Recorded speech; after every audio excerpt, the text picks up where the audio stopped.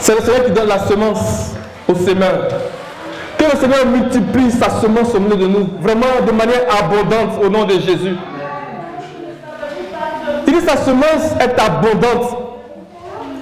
Sa semence est féconde par d'abondantes eaux. Que des flots d'eau vive. Que des flots d'eau vive. Que des flots d'eau vive. Cette eau qui est limpide comme le cristal. C'est l'eau de la parole. C'est l'eau de l'esprit. Que ces flots-là abondent au milieu de nous. Au nom de Jésus. Amen. Que nous soyons féconds. À tous les niveaux. Que l'église soit prospère. À tous les niveaux. Amen. Quand le Seigneur est en train de bénir Israël dans Exode 23, il dit même les animaux, il va veiller sur eux. Les animaux ne vont pas avorter. Est-ce que le Seigneur est en peine des animaux? Non. Mais pour dire que la bénédiction de Dieu accompagne vraiment son église. Et cette bénédiction nous donne d'être puissants. Amen. Il continue la lecture. Son roi s'élève au-dessus d'Agag. Et son royaume devient puissant. Dieu l'a fait sortir d'Égypte. Il est pour lui comme la vigueur du buffle. Il dévore les nations qui se dressent contre lui. Oh, le Seigneur nous rend puissants ce matin par sa parole. Pour nous donner de dévorer toutes les nations qui se lèvent contre nous. Au nom de Jésus. Le roi de Moab, Balak, s'est levé contre Israël. Il dit, peut-être pourrais-je l'abattre, le battre et le chasser du pays. Mais les Moabites là, ça nous parle de Sodome et de Gomorrhe. Ça nous parle de l'inceste, ça nous parle de l'inconduite sexuelle. Toutes ces situations qui se mettent en travers de notre chemin et qui nous empêchent de rentrer dans nos bénédictions, de rentrer vraiment dans notre héritage. Que le Seigneur nous donne d'être puissants par la foi, puissants par l'espérance, puissants par l'amour. Amen. Afin de les dévorer. Comme il dit, de les broyer, de broyer leurs os. Il dit, il dévore les nations qui se lèvent contre lui. Il brise leurs os comme le lion. C'est le lion qui brise les os. Et abat ses flèches. Il ploie les genoux. Il se couche comme un lion, comme une lionne. Qui le fera lever?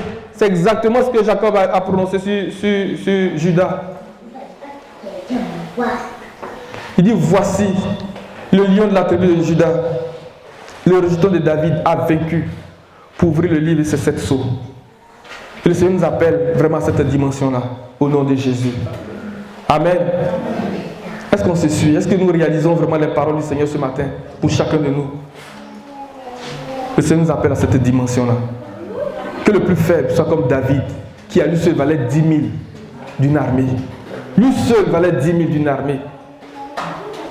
Amen.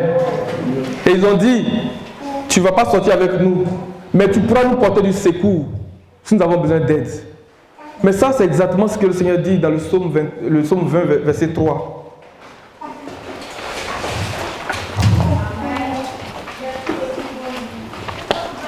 Rebondissons sur les passages qui sont donnés pour qu'on fasse la lecture. Psaume 20 verset 3. Que du sanctuaire, il t'envoie du secours, que de Sion, il te soutienne. Amen. Que de Sion, le Seigneur nous soutienne ce matin. Que du sanctuaire, du lieu où éclate sa gloire, le Seigneur nous réponde ce matin au nom de Jésus. Amen. Alors, on revient dans le chapitre 5.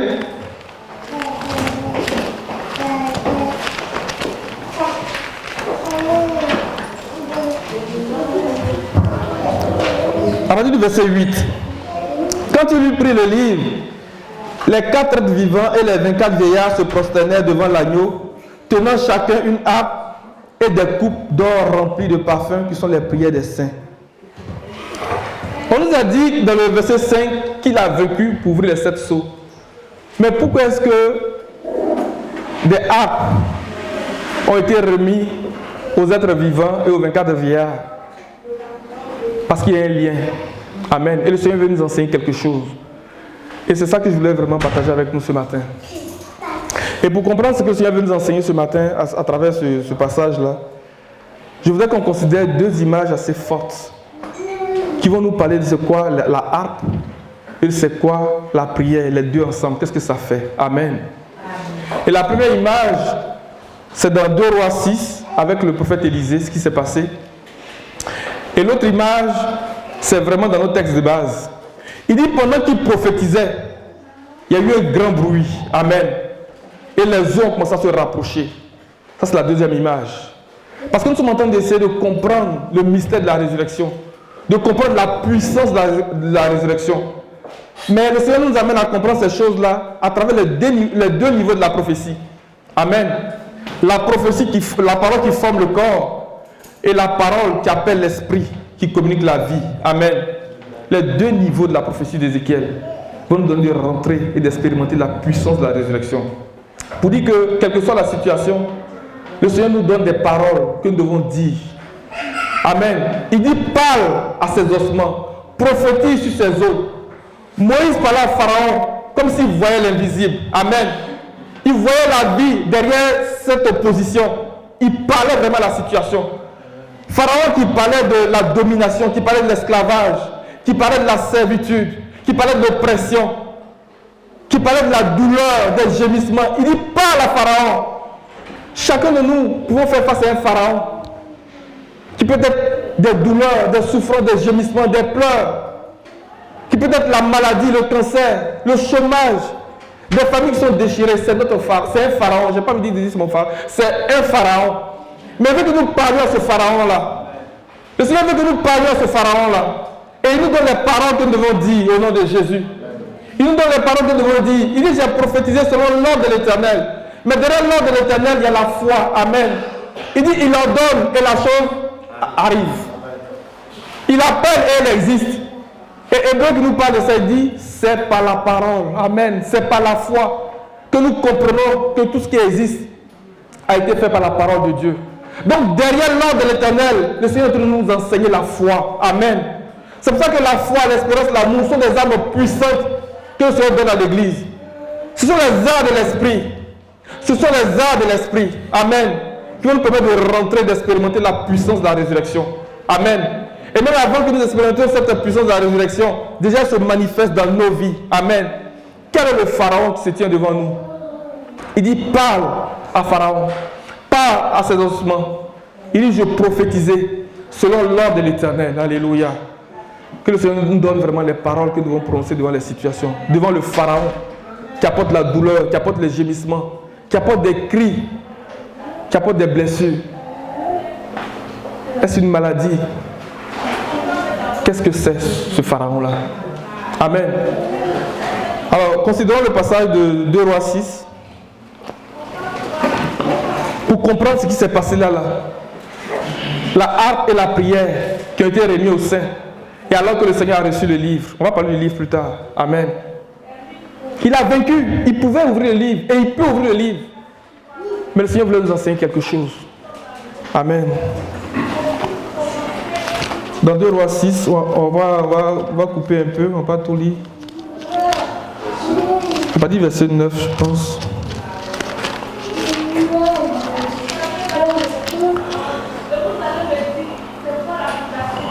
Lis à partir du verset 6. L'homme de Dieu dit, où est-il tombé? Et il lui montra la place.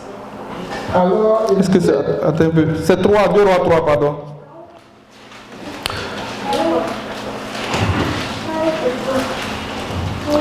Vraiment, je nous encourage à relire vraiment ce chapitre-là. Si on veut bien comprendre vraiment et faire le lien avec le passage d'Apocalypse chapitre 5 là, que nous sommes en train de voir.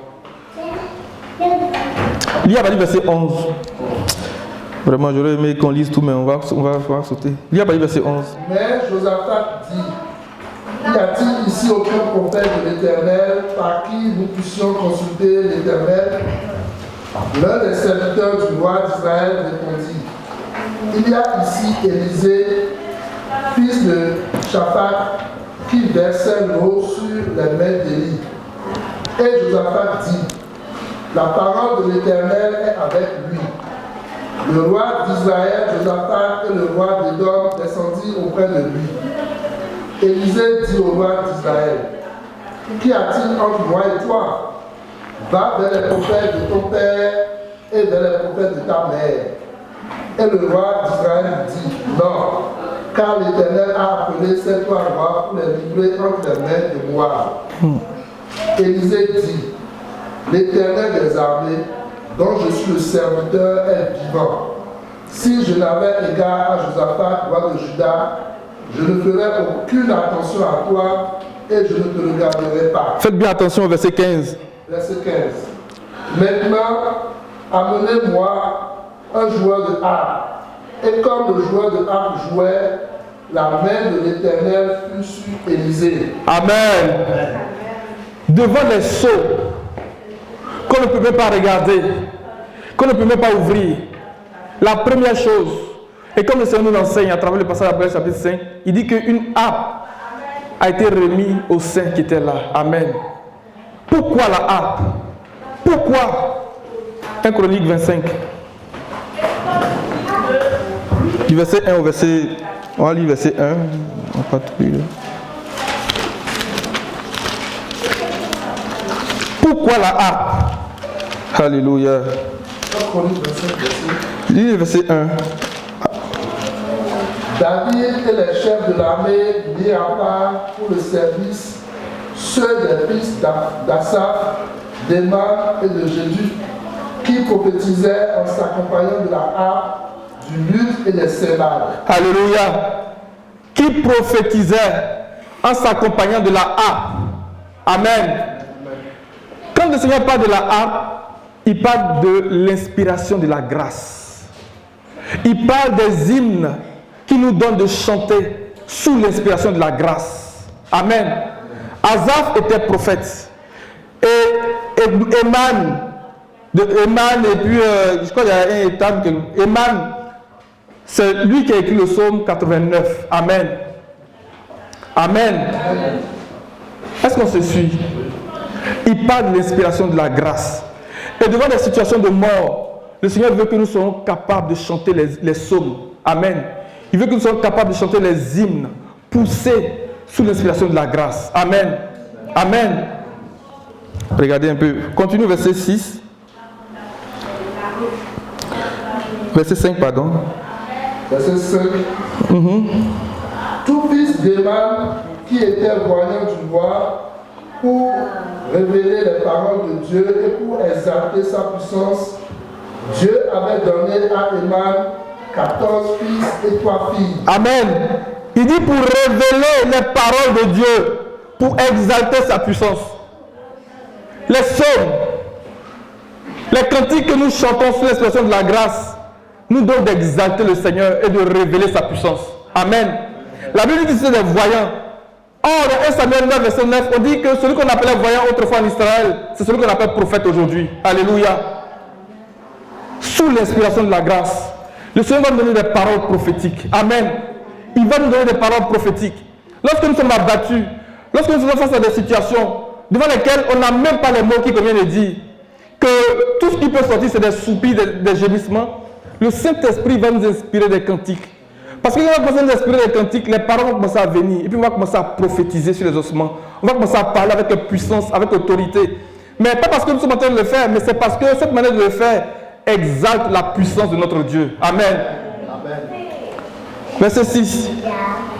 Tous ceux-là étaient sous la direction de leur père pour le chant de la maison de l'Éternel et avaient des cymbales, des luttes et des harpes pour le service de la maison de Dieu. Asaph, Jéduthun et Éman recevaient les ordres du roi. Ils étaient au nombre de 288, y compris leurs frères exercés au chant de l'Éternel, tous ceux qui étaient habiles. Amen. Que le Seigneur exerce l'église de Québec, l'église de Charlebourg au chant au nom de Jésus. Au nom de Jésus. Que le Seigneur nous rende habiles en ce qui concerne vraiment les cantiques de louange, les cantiques d'adoration au nom de Jésus. Mais je ne parle pas de n'importe quel cantique, mais des cantiques qui sont vraiment des paroles prophétiques. Je souligne cet aspect-là pour nous rappeler un peu ce qui s'est passé lorsque le peuple a traversé la mer Rouge. Ce que Myriam a fait. Amen. On va le lire. Et dans le psaume 68, verset 26, il parle de ces choses-là. Il dit qu'en tête vont les chanteurs. Amen. Lorsque nous nous retrouvons ici pour prier, Que le Seigneur nous inspire les cantiques, qu'il nous inspire vraiment les chansons que nous devons adresser pour exalter sa puissance. Et alors que nous sommes en train de le faire, les paroles vont nous être inspirées. Et puis nous allons commencer à prophétiser. Individuellement, chacun a sa place. Le Seigneur va ouvrir ton esprit sur quelque chose. Tu vas prier pour la situation. Et la chose va se résoudre au nom de Jésus. Amen. Dans Exode 14, le dernier verset. Et puis, Psaume 68, verset 26.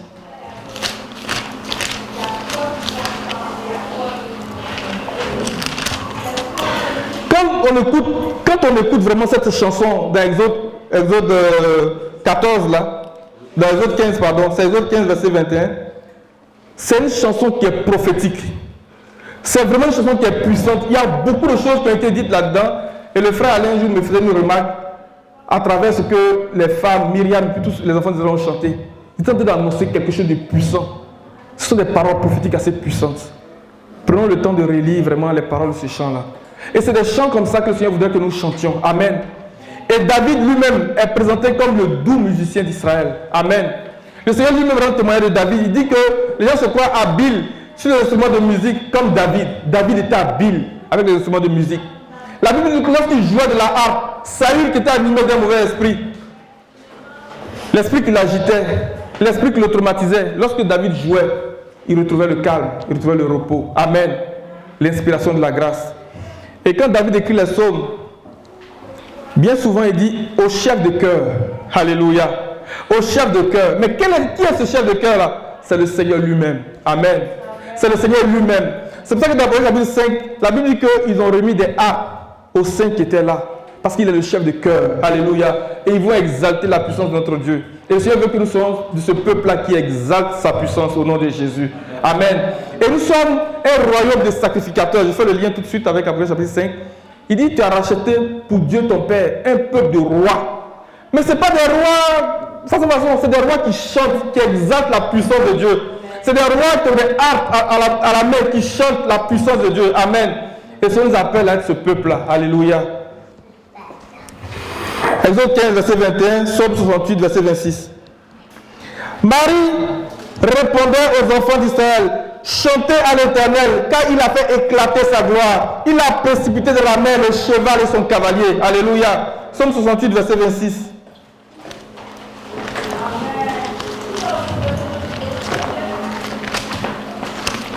En tête vont les chanteurs, puis ceux qui jouent des instruments, au milieu des jeunes filles battant du tambourin, bénissent. Verset 6. Lis le verset qui suit, s'il te plaît. Verset. Bénissez Dieu dans les assemblées, bénissez le Seigneur, descendant d'Israël. Alléluia. Amen. En tête vont les chanteurs, puis ceux qui jouent des instruments. Oh, vraiment. Que le Seigneur déverse sa grâce sur l'église de Québec, l'église de Charlebourg.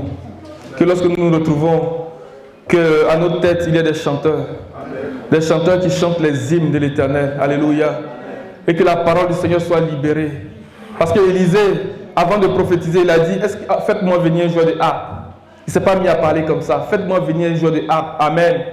On va lire dans Colossiens 3. Et puis Éphésiens 5, 19. Et on va lire aussi dans Marc 14, verset 26. La Bible dit qu'avant d'aller à la croix, le Seigneur lui m'a chanté les hymnes. Amen. Il a chanté les psaumes. Alors que nous affrontons ce combat-là, ce combat de mort qui est terrible, la mort est l'ennemi le plus puissant de l'homme. Le Seigneur lui-même le Seigneur, il a chanté les hymnes. Alléluia. On va regarder ces passages-là. Et puis Colossiens 3, verset 14. Voilà. Vas-y. Colossiens, Éphésiens 5, 19.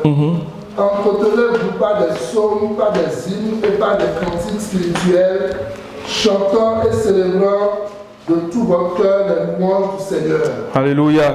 Colossiens 3, je vais lire rapidement. Et puis qui va prendre Marc 14, verset 26. Il dit, je vais lire le verset 16, fait court, que la parole de Christ habite parmi vous abondamment. Instruisez-vous et exhortez-vous les uns les autres en toute sagesse par des psaumes. Lisez les psaumes, les frères. Lisons les psaumes. Quand vous écoutez les psaumes de David, Ce sont des prières. Mais tu dis non, ce n'est pas des prières. Il annonce des mystères, il annonce des choses vraiment puissantes. Lisons les psaumes. Et je vous le dis, il y a un psaume pour toutes les situations. C'est le cadre que le Seigneur a défini. Quand quelquefois on veut se plaindre devant le Seigneur. Amen. Quelquefois on peut se plaindre parce qu'on ne comprend pas les situations. À travers le psaume, le Seigneur nous donne les paroles qu'on doit lui adresser. Amen. Dans le respect. Amen. Mais on ne déchire pas la Bible. On ne jette pas la Bible pour dire comme c'est ça là, je renonce. Non. Il y a un cadre. Il y a un cadre. Et le cadre qui a été défini par le Seigneur, ce sont les psaumes. Il y a des psaumes de reconnaissance. Il y a des psaumes, lorsqu'on a péché vraiment, qu'on se sent vraiment vil, il y a des psaumes pour ça. Il y a un psaume pour toutes les situations. Il y a vraiment un psaume pour toutes les situations.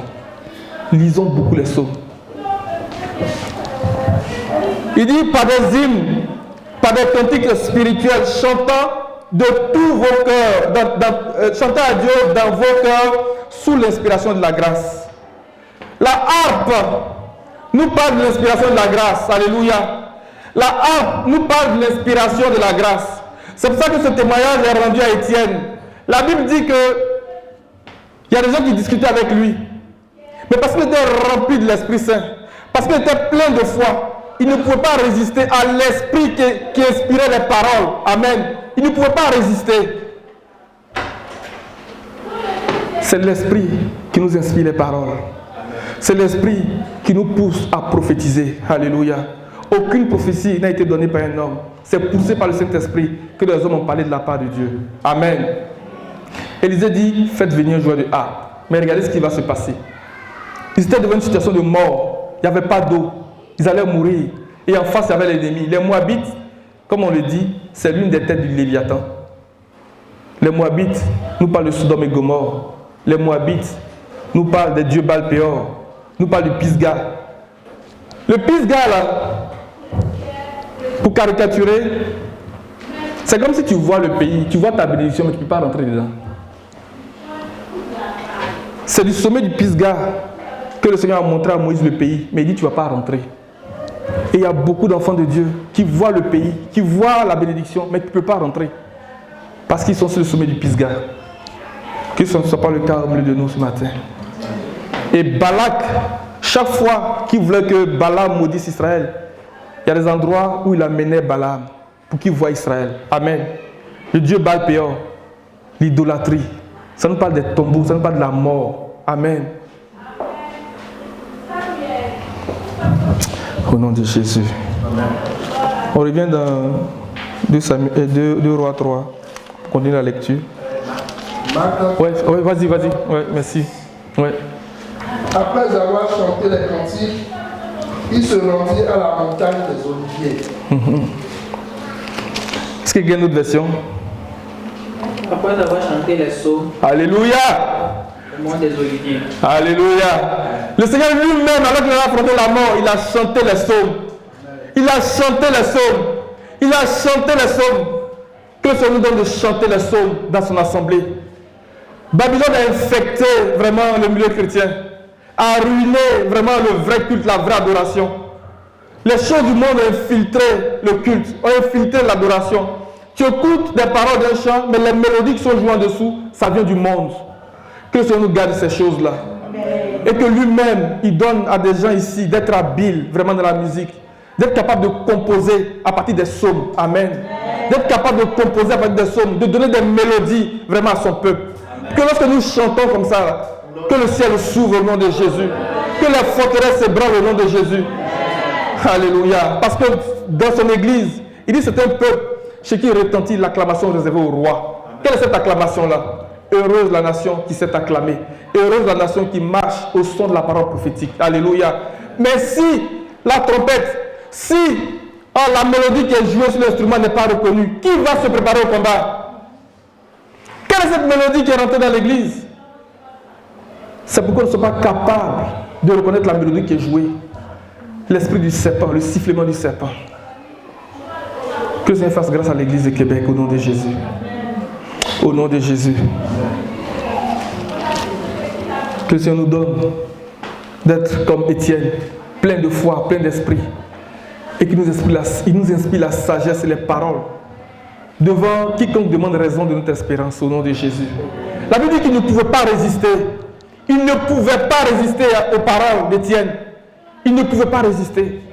Et c'est avec Étienne que nous avons compris que celui qui parlait avec Moïse était un ange. La Bible dit qu'après avoir entendu ces paroles, ils ont grincé, ils ont bouché les oreilles comme la vipère. C'est l'esprit de la vipère, ça. Se boucher les oreilles, c'est l'esprit de la vipère. Le psaume 58. Et c'est cet esprit-là qui était sur l'île, là où Paul est parti, l'île de Publius. Il grinçait les dents. Au nom de Jésus. 2 Rois 3. Verset 15. Maintenant, amenez-moi un joueur de harpe. Et comme le joueur de harpe jouait, la main de l'Éternel fut sur Élisée.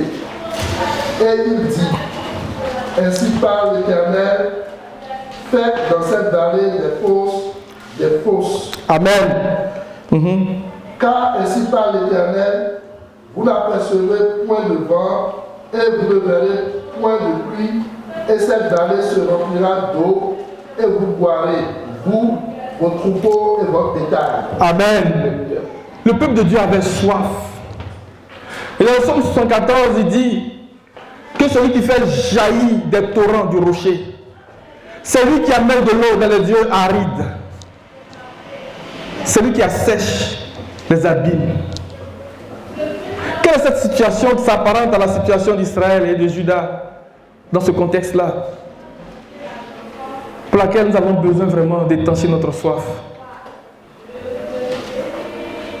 Il dit pendant que le joueur de harpe jouait, la parole de l'Éternel, la main de l'Éternel fut sur Élisée. Alléluia.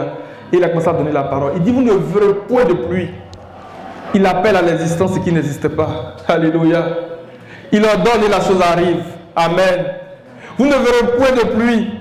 Qu'est-ce qu'il dit? Vous n'apercevrez point de vent et vous ne verrez point de pluie. Et cette vallée sera remplie d'eau. Que le Seigneur remplisse les vallées de nos vies au nom de Jésus. Au nom de Jésus. Au nom de Jésus. Il appelle à l'existence ce qui n'existe pas. Vous ne verrez point de vent, vous ne verrez point de pluie, mais cette vallée sera remplie d'eau. Alléluia. Que le Seigneur comble les vallées de nos vies. Il dit que toute vallée sera comblée. Et tout œil verra le salut de Dieu. Que le Seigneur envoie libre les opprimés et les captifs. Que le Seigneur envoie libre les opprimés et les captifs. Que le Seigneur envoie libre celui qu'on maltraite. Que le Seigneur délie les chaînes hors de la servitude au nom de Jésus. Qui brise le cep, les liens qui sont au cou, les entraves au nom de Jésus. Que le Seigneur relève son église. Et que les situations de chômage qui sont comme ces vallées-là, que le Seigneur les comble au nom de Jésus. Il dit, vous boirez, vous et vos troupeaux. Alléluia. Que dans les maisons, il n'y ait pas de désert au nom de Jésus. Que les gens mangent à satiété. Que l'eau ne fasse pas de défaut. L'eau de la parole, l'eau de la parole, l'eau de la parole. Que la parole de Dieu abonde puissamment au milieu de nous au nom de Jésus. Que tous ceux qui sont égarés aujourd'hui, que le Seigneur aille les chercher au nom de Jésus. Je pense à la famille de Jérémie, que le Seigneur aille les chercher au nom de Jésus. Des gens qui crient à l'aide, qui s'attendent à voir la pluie, qui ne voient pas la pluie, qui voient vraiment les vallées et qui se demandent, est-ce que cette vallée va être remplie? Est-ce que ces eaux pourront revivre? Mais le Seigneur nous a déjà donné la réponse. Parce qu'il a vaincu la mort. Au nom de Jésus. Il dit, mais cela est peu de choses aux yeux de l'Éternel. Il livrera Moab entre vos mains. Que le Seigneur livre Moab entre nos mains. Le frère Alain parlait de ça la semaine passée. L'inconduite sexuelle, c'était la seule chose qui a fait tomber Israël. C'est quelque chose de dangereux. Et vraiment, il dit peut-être, pourrais-je le battre et le chasser du pays? Ils n'ont pas réussi, ils ne pouvaient pas. Il veut maudire, mais ça sort bénédiction. Comment pourrais-je mériter si Dieu n'est pas irrité? Comment pourrais-je maudire si Dieu n'a pas maudit? Il a changé la malédiction en bénédiction pour toi au nom de Jésus. Il a brisé la malédiction pour que l'accomplissement de la promesse qu'il a faite à Abraham nous touche par le moyen de l'évangile. Que l'esprit de Moab ne se mette pas en travers du chemin de qui que ce soit au milieu de nous au nom de Jésus. C'est un péché très dangereux. L'inconduite sexuelle, l'inceste. Il dit, vous frapperez toutes les villes fortes et toutes les villes d'élite. Vous abattrez tous les bons arbres. Vous boucherez toutes les sources d'eau. Et vous ruinerez avec les pierres tous les meilleurs champs. Que toutes les brèches, que toutes les sources, vraiment d'eau qui vient du pays de Moab, soient bouchées au nom de Jésus. Verset 20 dit, oh, le matin, au moment de la présentation de l'offrande, voici l'eau arriva, alléluia, du chemin de Dom. Et le pays fut rempli d'eau. Et puis on voit la suite. Il y a un passage dans Genèse 36, verset 24, qui dit que il y avait quelqu'un qui tentait de paître les troupeaux de son père et qui a découvert des sources d'eau chaude dans le désert. Est-ce que vous comprenez? Genèse 36. C'est de ça qu'il parle dans ce verset-là. Verset 24. Les sources d'eau chaude dans le désert.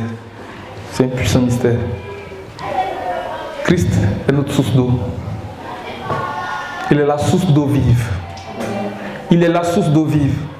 Et il ne veut pas que nous allons nous creuser des trous, des puits qui ne retiennent pas l'eau. Parce que lui, il est la source d'eau vive. Parce qu'abandonner le Seigneur est source d'amertume. Au nom de Jésus.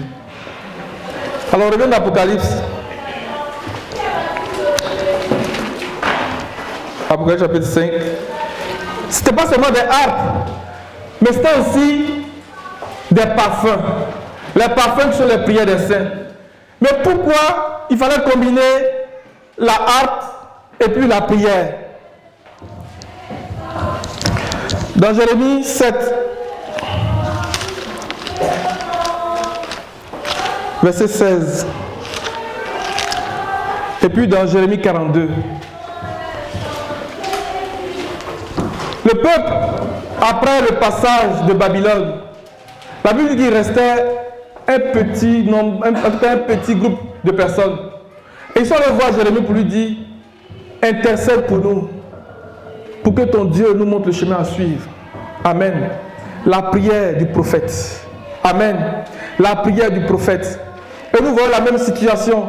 Lorsque la Syrie s'est levée contre Israël, au temps d'Ézéchias, il avait trouvé le prophète Esaïe, il a dit, intercède auprès de ton Dieu. Amen.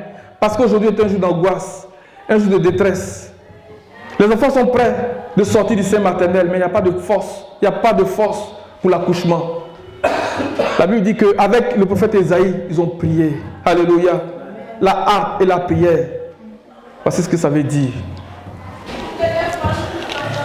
Lorsque nous acclamons le Seigneur à travers la parole prophétique, et lorsque nous prions, en nous appuyant sur les passages, les paroles que le Seigneur nous donne, cette parole va toucher le cœur du Seigneur.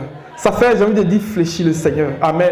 C'est pour ça que le Seigneur va d'abord reprocher, il va dire à Jérémie, il dit, quant à toi, n'intercède pas en faveur de ce peuple. N'intercède pas. Amen. La prière qui s'appuie sur la parole prophétique, elle vient toucher le cœur de Dieu. Amen. Elle vient briser les os. Jérémie 7, puis Jérémie 42. 7, verset 16. Et toi, n'intercède pas en faveur de ce peuple. N'élève pour eux ni supplication ni prière. Ne fais pas des instances auprès de moi, car je ne t'écouterai pas. La harpe, la prière. Quand nous prions, nous appuyons sur les paroles que le Seigneur nous donne. Il nous écoute. Il nous écoute. Il dit si nous demandons quelque chose en son nom, nous savons qu'il nous écoute. Et s'il nous écoute, il nous accorde ce que nous lui demandons. Amen. Et en priant de cette manière, le Seigneur nous révèle sa volonté parfaite. Amen. Parce qu'il est le témoin véritable et fidèle. Jérémie 42.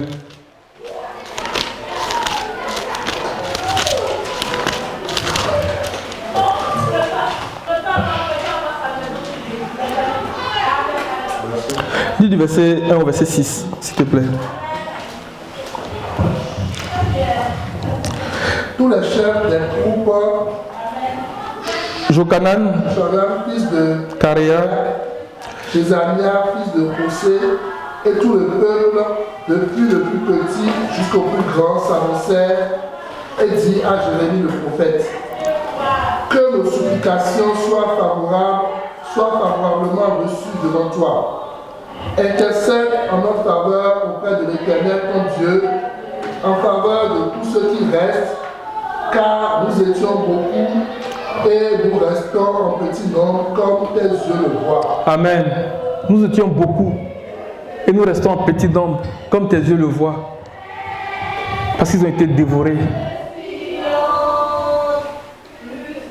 Le premier à lui avoir mangé la chair, c'est la Syrie. Et le dernier à lui avoir baisé les os, c'est le roi de Babylone, Nebuchadnezzar. Ils ont été dévorés, ils ont été dévastés. Ils ont brûlé les maisons, ils ont emporté à Babylone les colonnes, la base, la grande cuve. Ils ont ravaché le pays. Mais il restait un petit nombre à qui ils avaient remis des plantations de vignes. C'est le faible reste. Il y a un mystère dedans, le faible reste. Et c'est ce faible reste-là qui vient voir Jérémie pour dire intercède en faveur du peuple qui est resté devant l'Éternel. Verset 3.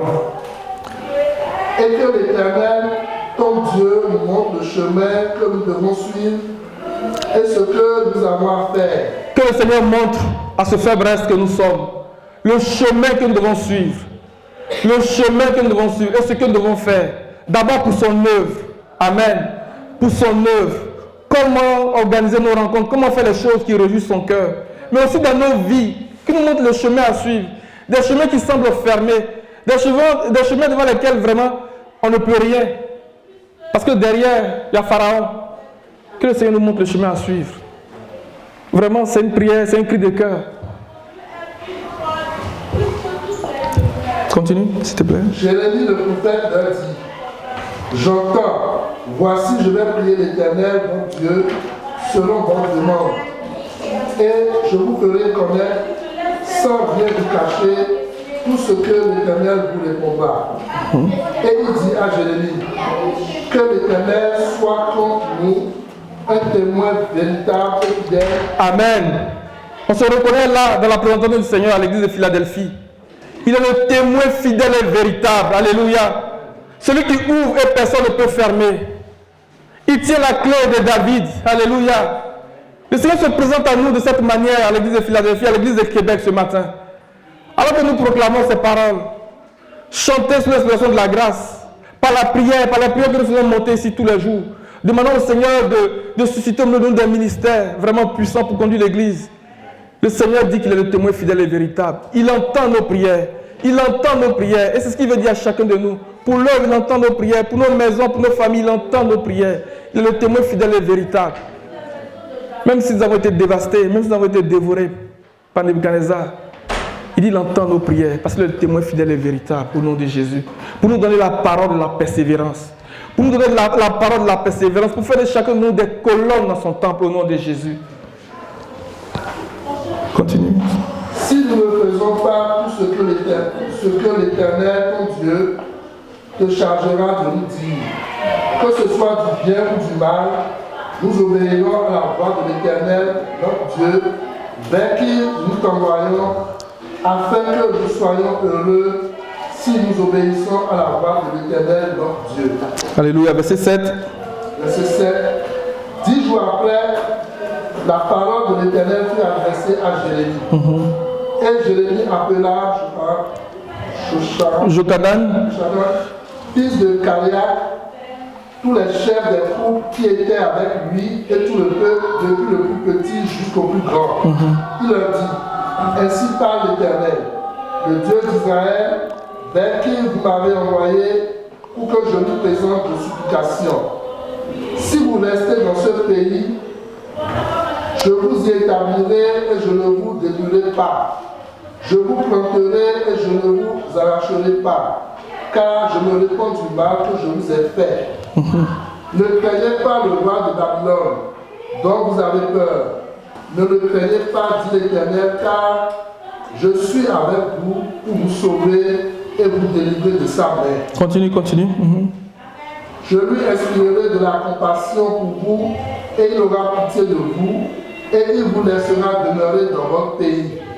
Mais si vous n'obéissez pas à la voix de l'Éternel, votre Dieu, et si vous dites, nous ne resterons pas dans ce pays, non, nous irons au pays d'Égypte, où nous ne verrons point de guerre, où nous n'entendrons pas le son de la trompette, où nous ne manquerons pas de paix, et c'est là que nous habiterons. Alors écoutez la parole de l'Éternel, reste de Juda, ainsi parle l'Éternel des armées, le Dieu d'Israël. Si vous tournez le visage pour aller en Égypte, si vous y allez demeurer, l'épée que vous redoutez vous appellera là au pays d'Égypte. La famine que vous craignez s'attachera à vous là en Égypte et vous y mourrez. Tous ceux qui tourneront le visage pour aller en Égypte, afin d'y demeurer, mourront par l'épée, par la famine ou par la peste, et nul n'échappera, ne fuira devant les malheurs que je ferai venir sur eux. Car ainsi parle l'Éternel des armées, le Dieu d'Israël, de même que ma colère et ma fureur se sont répandues sur les habitants de Jérusalem, de même ma fureur se répandra sur vous. Si vous allez en Égypte, vous serez un sujet d'exécration, d'épouvante, de malédiction et d'opprobre, et vous ne verrez plus ce lieu. Je vais lire le verset 19 et puis on va s'arrêter là. Reste de Juda, l'Éternel vous dit, n'allez pas en Égypte. Sachez que je vous le défends aujourd'hui. Alléluia. Alléluia. Voici la parole que le Seigneur a révélée à Jérémie pour son peuple, pour son faible reste. Et ces paroles s'appliquent à nous aujourd'hui. Parce que quand on regarde bien, il a dit si vous allez en Égypte, là, l'épée dont vous avez peur, et puis il commence à décrire les malheurs. Il parle de la famine, l'épée, les bêtes féroces et la peste. Ce sont les expressions de la mort. Amen. Alors que lui, il a vaincu pour briser la mort. Il dit restez dans le pays. Restez dans le pays. Que le Seigneur donne de rester dans le pays. Amen. De considérer ces paroles au nom de Jésus.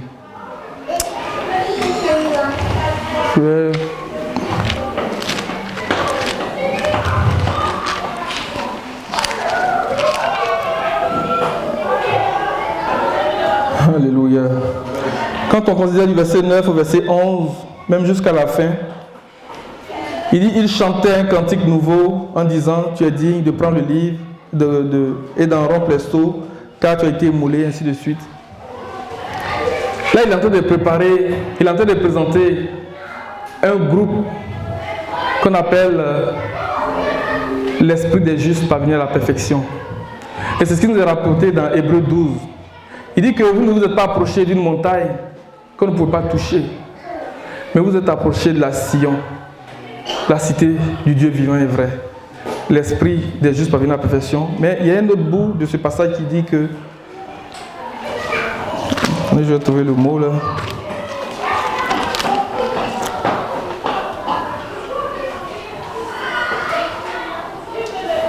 Au verset 22, du Dieu vivant, des myriades qui forment le cœur des anges. C'est ce mot que je cherchais. Ils forment le cœur des anges. Alléluia. Oh, vraiment, ce matin, je vais m'arrêter sur ces paroles-là. Que le Seigneur nous donne de former le cœur des anges. Amen. Qui nous amène à la perfection. Qui nous amène à la perfection. À d'autres occasions, on va commencer à parler vraiment de ce qui s'est passé quand il dit que pendant qu'il prophétisait, il y a eu un bruit. Mais pour donner un aperçu, c'est ce qui s'est dit dans Apocalypse 8. Il dit que après le sixième saut, il y a eu un silence d'environ une demi-heure. Mais à un moment donné, lorsque la prière avait été adressée au Seigneur, lorsque l'ange a pris l'encensoir rempli de parfums sur l'autel d'or, il dit qu'il y a eu des bruits, il y a eu un tonnerre, il y a eu des éclairs. Amen. Le Seigneur est en train d'opérer un miracle en ce temps-là. Amen. Alors que le Seigneur brise les sceaux de la mort, les verrous de fer, les portes d'airain. Et que, alors que nous allons prier, que le Seigneur fasse résonner son tonnerre ce matin au nom de Jésus. que nous entendions les chaînes tomber, que nous entendions vraiment les portes être mises en pièces au nom de Jésus. Vraiment que le Seigneur fasse gronder son tonnerre et que ce silence qui dure, ce silence d'environ une demi-heure, mais qui pour certains est comme une éternité, que le Seigneur rompe le silence ce matin au nom de Jésus, pour changer nos situations, pour changer nos conditions au nom de Jésus. Il est le seul qui a la capacité vraiment de faire ces choses-là, parce qu'il a vaincu. Prenez courage, car j'ai vaincu le monde. Et la victoire qui triomphe du monde, c'est notre foi. Alléluia. C'est par la foi que nous triomphons du monde. C'est par la foi que nous triomphons de nos ennemis. Vraiment que ces paroles-là ne tombent pas dans des cœurs vraiment étouffés par les épines et par les ronces, dans des cœurs endurcis, dans des cœurs peu profonds, dans des cœurs qui, lorsque le soleil apparaît, vraiment se rétractent, se referment. Mais que ces paroles-là tombent dans des cœurs profonds. Parce que la parole du Seigneur est vraiment puissante. Le Seigneur peut faire ces choses. Si chacun de nous ici voulait raconter son témoignage, je pense qu'on n'en finirait pas. Mais quand on regarde ces choses, on sait que c'est le Seigneur qui fait ces choses-là.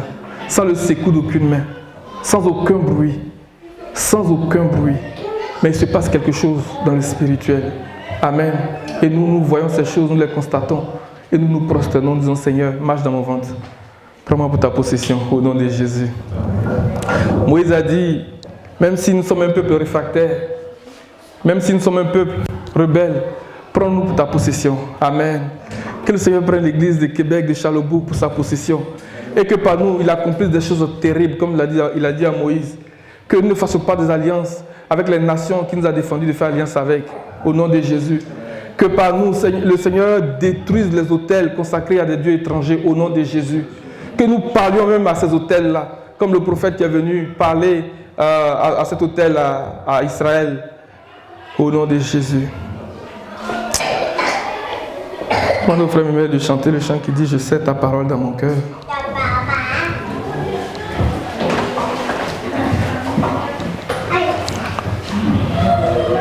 Alléluia. Je sais ta parole. Alléluia. Je sais ta parole. Après tu as prié. Je sais ta parole.